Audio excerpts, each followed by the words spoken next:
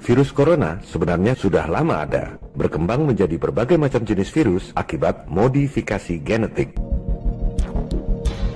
SARS yang pertama teridentifikasi di Guangzhou, China tahun 2002 adalah virus corona. Korban kematian dalam 2 tahun 774 orang. MERS yang pertama teridentifikasi di negara-negara Arab tahun 2012 juga virus corona. Korban kematian dalam 3 tahun 866 orang.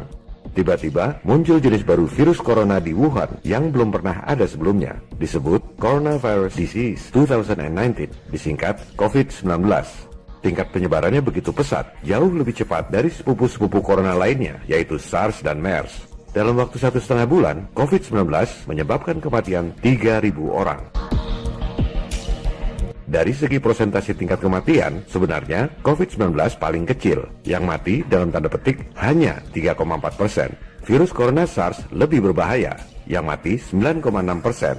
Yang paling bahaya sebenarnya virus corona MERS, yang mati 34,3%. Tapi, karena penyebarannya begitu pesat, yang kena virus COVID-19 paling banyak dibanding yang lain. Sehingga, meski persentase kematiannya rendah, jumlah kematiannya paling banyak dibanding SARS dan MERS.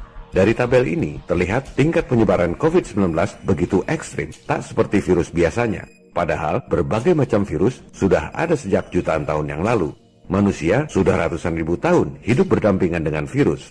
Lalu, kenapa tiba-tiba muncul jenis baru yang mampu berkembang begitu pesat? Kalau kita urut ke belakang, pandemik alias wabah penyakit yang melanda seluruh dunia di abad 20 lalu terjadi sejak berakhirnya Perang Dunia Pertama tahun 1918. Flu awalnya adalah produk senjata biologis. Tahun 1918 itu, flu belum ada obatnya. Korban kematian akibat flu tahun 1918, 50 juta orang di seluruh dunia.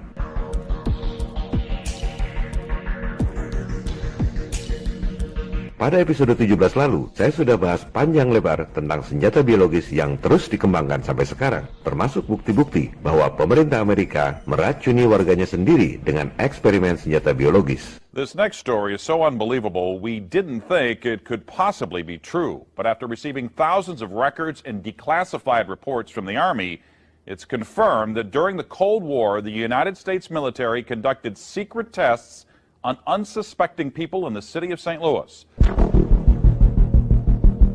Kembali pada tabel penyebaran COVID-19 yang luar biasa pesat tadi. Ini natural atau rekayasa genetik? Apa yang membuat COVID-19 ini menyebar begitu pesat?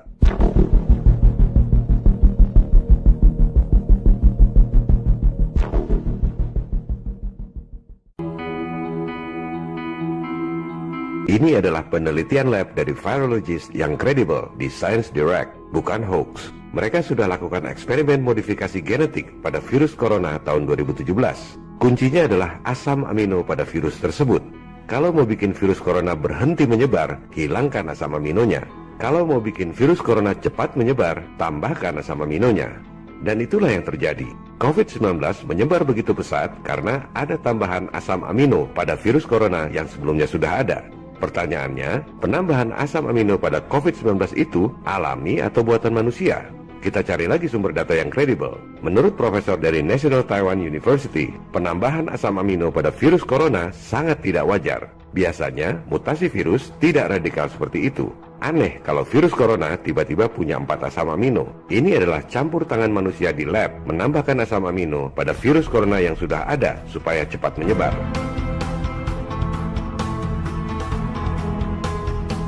Sumber data kredibel lainnya adalah Profesor Dr. Francis Boyle yang membuat undang-undang senjata biologi di Amerika. Ia menyatakan bahwa COVID-19 adalah senjata perang biologi yang ofensif.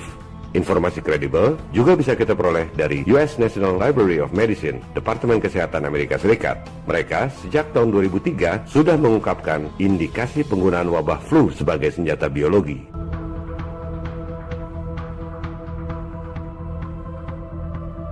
Serangan wabah virus sejenis corona di seluruh dunia sudah diprediksi oleh Bill Gates, sang pendiri Microsoft, sejak tahun 2015. Today, the greatest risk of global catastrophe doesn't look like this. Instead, it looks like this. If anything kills over 10 million people in the next few decades, it's most likely to be a highly infectious virus rather than a war.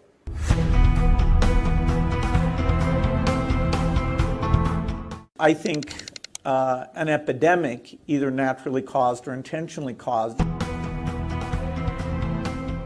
is the most likely thing to cause, say, 10 million excess deaths.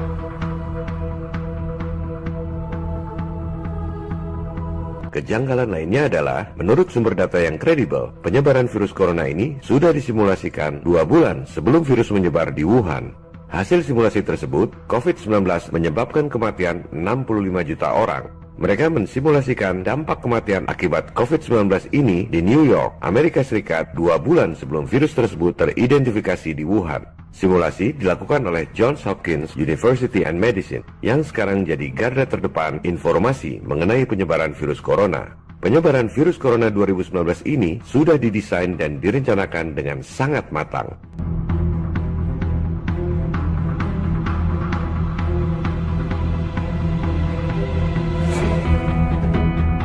Mengapa ada orang yang begitu jahat memodifikasi virus corona supaya cepat menyebar? Siapa yang diuntungkan dari penyebaran virus corona yang mengakibatkan hancurnya perekonomian dunia? Elit global, Illuminati, New World Order.